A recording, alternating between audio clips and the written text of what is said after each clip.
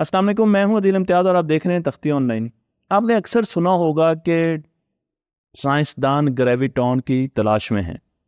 अब पहला सवाल तो आपके जहन में ये आता होगा कि आखिर ग्रेविटॉन है क्या, और दूसरी चीज़ कि ग्रेविटॉन की तलाश करना क्यों ज़रूरी है। मैं आपको यहाँ पर एक ऐसी रिसर्च दिखाने जा रहा हूँ जिसने पहली मर्तबा ग्रेविटॉन के करीब करीब प्रॉपर्टीज़ को ऑब्ज़र्व किया है, और वो भी खला में नहीं, ज़मीन पर। लेकिन इससे पहले ये बताना ज़रूरी है कि ग्रेविटॉन है क्या और उसकी ज़रूरत हमें अपनी फ़िज़िक्स के लिए क्यों बहुत ज़्यादा है। ग्रेविटॉन एक हाइपोथेटिकल पार्टिकल है जो कि फोर्स ऑफ ग्रेविटी के साथ जुड़ा हुआ है। अगर हम स्टैंडर्ड पार्टिकल फ़िज़िक्स का मॉडल देखें, जो कि मैं आपको यहाँ पर दिखा रहा हूँ, तो यहाँ पर आपको बहुत से पार्टिकल्स, सब एटॉमिक पार्टिकल्स नज़र आ रहे हैं, जिसमें आप क्वार्क्स को देख सकते हैं, जिसमें आप लेप्टॉन्स को देख सकते हैं, आपको न्यूट्रॉनों भी नज़र आ रहे हैं, आपको इलेक्ट्रॉन भी इसमें नज़र आ रहा है। लेकिन अगर आप दाईं तरफ देखें तो आपको रेड कलर के पार्टिकल्स, जिन्हें फोर्स कैरियर कहा जाता है, वो भी नज़र आएंगे। इन फोर्स कैरियर की बहुत अहमियत है क्योंकि ये वो पार्टिकल्स हैं जो कि एक्सचेंज होते हैं दो मैटर के पार्टिकल्स के बीच में, जिससे हमें फोर्स की ओरिएंटेशन महसूस होती है। मैं आपको यहाँ पर पार्टिकल फिजिक्स का ये मॉडल इसलिए दिखा रहा हूँ कि यहाँ पर आपको कोई भी ऐसा कैरियर नज़र नहीं आएगा जो फोर्स ऑफ ग्रेविटी को प्रेजेंट करता हो। हमारे पास फंडामेंटली 4 फोर्सेस हैं, और यहाँ पर जो 4 पार्टिकल्स हैं वो 3 फोर्सेस के साथ एसोसिएट हैं। मैं आपको ये बताता चलूँ कि हर फोर्स कैरियर के साथ एक फोर्स ज़रूर अटैच होगी। अगर हम फोटॉन की बात करेंगे तो जब फोटॉन दो मैटर के पार्टिकल के बीच में एक्सचेंज होते हैं तो इलेक्ट्रोमैग्नेटिक फोर्स के कैरियर बनते हैं। इसी तरीके से अगर मैं WZ बोसॉन की बात करूं तो ये भी कैरियर हैं वीक न्यूक्लियर फोर्स के, जो कि आपको रेडियो एक्टिविटी डिके में नज़र आती हैं। अगर हम ग्लूऑन की बात करें तो ग्लूऑन कैरियर हैं स्ट्रॉन्ग न्यूक्लियर फोर्स के। स्ट्रॉन्ग न्यूक्लियर फोर्स आपको न्यूक्लियर फ्यूजन में भी नज़र आती है। स्ट्रॉन्ग न्यूक्लियर फोर्स ही वो फोर्स है जिसके ज़रिए प्रोटॉन और न्यूट्रॉन न्यूक्लियस के अंदर एक दूसरे के साथ जुड़े हुए होते हैं, तो बहुत ज़्यादा ताकतवर होती है ये फोर्स। लेकिन जब ग्रेविटी की बात करें तो हमें ग्रेविटी का फोर्स कैरियर अभी तक नहीं मिला। ये हैरानी की भी बात है, लेकिन हम ये समझते हैं कि इस हाइपोथेटिकल कैरियर का नाम ग्रेविटॉन है, जो कि हमने रखा है, और ये एक मैसलेस पार्टिकल होगा।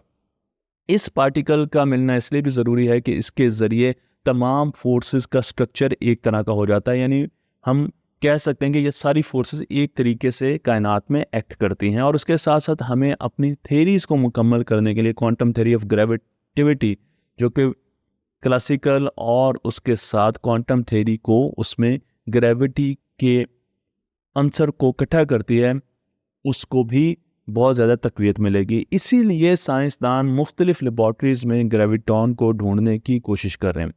मैं आपको कुछ ऐसी एक्सपेरिमेंट्स की तरफ भी लेकर चलता हूँ ताकि आपको अंदाज़ा हो कि कितना ज़्यादा काम हो रहा है। तो सन बहुत ज़्यादा काम करती है और कर रही है, जो कि फ्रांस और स्विट्ज़रलैंड के बॉर्डर पर एक बहुत बड़ी लेबॉर्ट्री है, पार्टिकल कोलाइडर है, जिस पर हम बहुत सी वीडियोस बना चुके हैं। उसके बाद लेगो है, laser interferometer gravitational wave observatory है, जो कि बहुत ज़्यादा काम कर रही है। थ्योरेटिकल फिजिक्स की जितनी भी लैब्स हैं वो भी ग्रेविटॉन को ढूंढने के लिए काम कर रही हैं, और उसके अलावा जितने पार्टिकल एक्सेलरेटर्स हैं दुनिया में वो भी ग्रेविटॉन को ढूंढने की कोशिश कर रहे हैं। तो दुनिया में जितने भी फिजिक्स से रिलेटेड बड़ी बड़ी लैब्स हैं वो इस वक्त ग्रेविटॉन को ढूंढने की बहुत ज़्यादा कोशिश कर रहे हैं।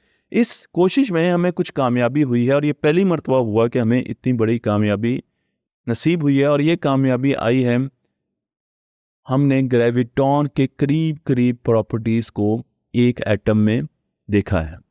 ये एटम स्पेस से नहीं आया, बल्कि ये एटम हमारी ही ज़मीन पर मौजूद है और सेमीकंडक्टर है।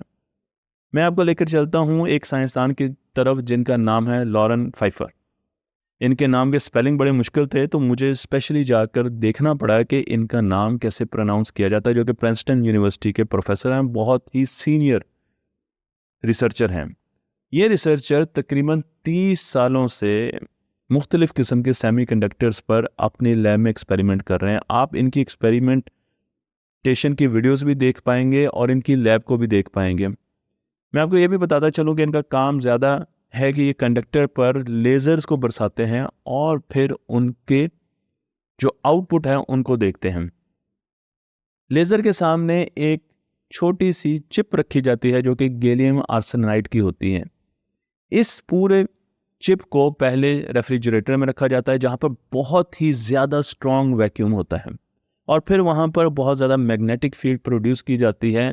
और मैग्नेटिक फील्ड जब प्रोड्यूस की जाती है, वैक्यूम भी है और उसके साथ टेम्परेचर, तो यहाँ पर हमें इलेक्ट्रॉन का एक ख़ास किस्म का बिहेवियर नज़र आता है। इलेक्ट्रॉन्स की इंडिविजुअलिटी ख़त्म हो जाती है, यानी अलग अलग इलेक्ट्रॉन नहीं होते बल्कि वो सब इकट्ठे हो जाते हैं। क्वांटम प्रॉपर्टीज़ हावी हो जाती हैं उनके ऊपर और वो बिल्कुल जेली की तरह, मैंने पहले भी एक वीडियो में इस किस्म की बातें बताई थी, तो वो एक स्ट्रक्चर बनने की कोशिश करते हैं, वो एक लिक्विड बनने की कोशिश करते हैं। लेकिन ये लिक्विड काम नहीं होता, पुरसकून नहीं होता, बल्कि ये लिक्विड बहुत ज़्यादा मोशन में होता है और इसमें इलेक्ट्रॉन मोशन में होते हैं। बिल्कुल ऐसे ही जिस तरह लोग कॉन्सर्ट में जाते हैं और वहाँ पर आपको मूवमेंट नज़र आती है या स्टेडियम में आपको वेव नज़र आती हैं, गोया कि लोग अपनी जगह पर खड़े होते हैं लेकिन वो इस तरह ऊपर नीचे बैठते हैं कि आपको लगता है कि वेव ट्रेवल कर रही है।